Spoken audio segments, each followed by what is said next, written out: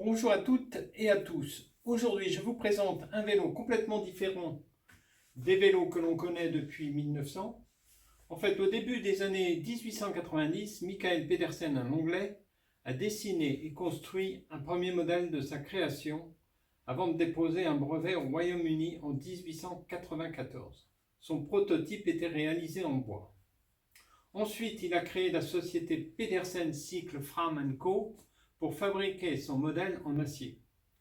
Après quelques difficultés financières, la production a été poursuivie par la Dursley Pedersen Cycle & Co. Le vélo de M. Pedersen est l'un des plus beaux jamais inventés en ce qui concerne l'harmonie, la force et la légèreté du cadre. Cela est très différent des autres vélos que l'on connaît. Aujourd'hui, contrairement aux cadres normaux à 3 tubes, le Pedersen a un cadre croisé.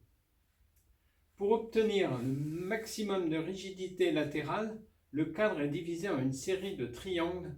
Chaque triangle est pensé pour absorber au mieux les contraintes en son sommet.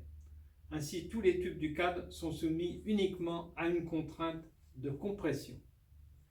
La selle est de type hamac en cuir.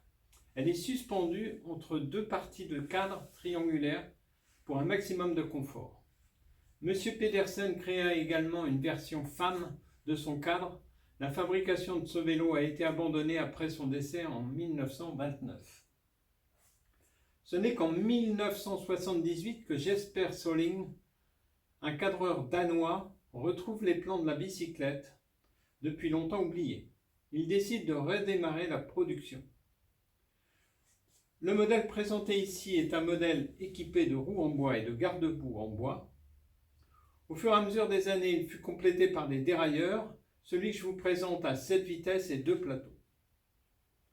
La selle en cuir est donc suspendue, style hamac, et très confortable. L'ensemble fait 15 kg.